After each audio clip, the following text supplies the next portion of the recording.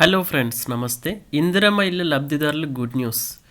తెలంగాణ ప్రభుత్వం అత్యంత ప్రతిష్టాత్మకంగా చేపట్టిన ఇందిరమ్మ ఇల్లు నిర్మాణానికి రేవంత్ రెడ్డి సర్కార్ గుడ్ న్యూస్ చెప్పిందనే చెప్పాలి. తెలంగాణ ప్రభుత్వం అత్యంత ప్రతిష్టాత్మకంగా చేపట్టిన ఇందిరమ్మ ఇల్లు నిర్మాణానికి ఇసుక సరఫరా విధానంపై ముఖ్యమంత్రి రేవంత్ రెడ్డి ఒక ఉన్నత స్థాయి అధ్యయన కమిటీ నియమించారు.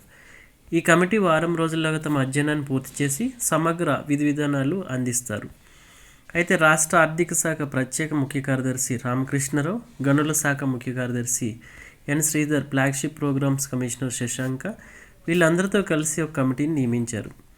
ఇందిరమ్మ ఇళ్లకు ఇసుక సరఫరా, గనుల శాఖపై ముఖ్యమంత్రి సచివాలయం మంత్రి పొంగులేటి శ్రీనివాసరెడ్డి, సీఎం సలహాదారు వీరందరూ కలిసి ఉన్నతాధికారుల్లో సమీక్షించారు. రాష్ట్రంలో పెద్ద సంఖ్యలో ఇందిరమ్మ ఇళ్ల నిర్మాణం ప్రారంభించిన నేపథ్యంలో లబ్ధిదారులకు సౌకర్యంగా ఇసుక విధానం ఉండాలన్నారు. రాష్ట్రంలో ఏటేటా నిర్మాణాలు పెరుగుతున్న ఇసుక నుంచి ప్రభుత్వానికి ఆదాయం ఆశించినంత రావడం లేదని, అదే సమయంలో వినియోగదారులు ఎక్కువ ధరకే ఇసుక కొనుగోలు చేయాల్సి వస్తుందని అన్నారు.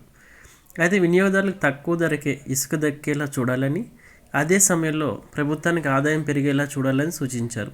ఇసుక మాఫియా అరికట్టేందుకు అవసరమైన అన్ని చర్యలు చేపట్టాలని సీఎం ఆదేశించారు.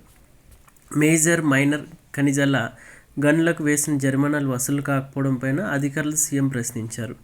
అయితే ఇందిరమ్మ ఇల్లు ఎవరైతే కట్టుకుంటున్నారో వాళ్ళకి ఉచితంగా ఇసుక సరఫరా అయ్యేలా చూడాలని రేవంత్ రెడ్డి ఆదేశాలు జారీ చేశారు.